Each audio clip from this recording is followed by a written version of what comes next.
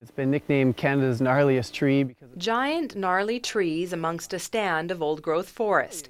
On Vancouver Island, these are the types of treasures right at our back door. Red cedar, Douglas fir and Sitka spruce, 200 feet tall and 15 feet across. Something you have to see to believe. Well, Avatar Grove has some of the largest and the weirdest shaped trees in the whole province, and it's also one of the most easily accessible stands of monumental ancient red cedars.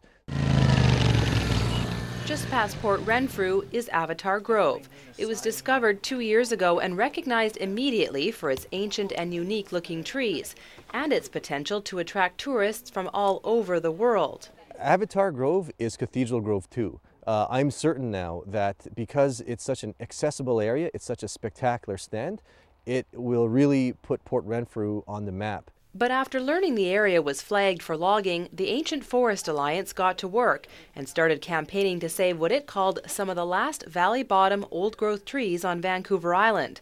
And now their work has paid off. Well, today's a happy day for the Avatar Grove. Avatar Grove is one of the most accessible and incredible stands of ancient forests on southern Vancouver Island.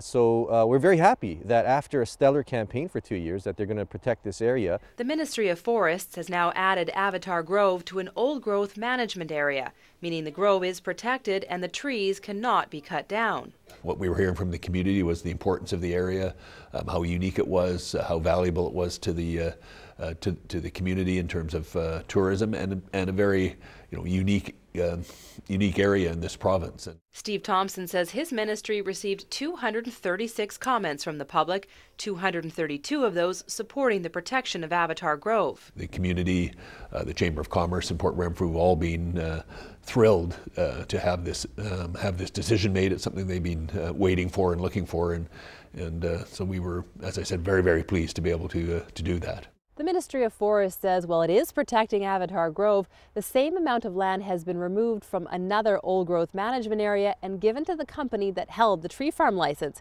It sounds confusing, but it basically amounts to a land swap. We're not in favor of any compensation for the licensee. The licensee is going to get 30 hectares of second growth and 27 hectares of old growth in compensation, and that's not okay. But the minister says government has a legal obligation to compensate the company. The areas that we've chosen for them to move to are areas that are suitable for harvesting. We wanted to make sure that they could achieve the legal obligations, and found that creative way to do that. But while Avatar Grove is now protected from logging and mining, the province isn't going as far as designating it as a park, something the Ancient Forest Alliance had been campaigning for. The old growth management area protection that we have there achieves the protection, I think, that's suitable and appropriate for that area. It prevents harvesting. It provides for public access into the area. So I don't think we need to go to full park status to be able to do that. So for Ken Wu and his organization, the battle has been won, but not the war.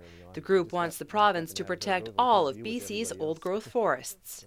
The valley bottoms have largely been logged off. Luckily, the Avatar Grove is saved now, but everywhere across the province now, largely the valley bottoms are gone and they're moving up the mountainsides. The trees are getting smaller, more expensive to reach, and you're getting diminishing returns. And for the Alliance, the fight continues. The group has caught its breath and is now gearing up for a big fundraising campaign to build boardwalks in the area so more people can experience it for themselves.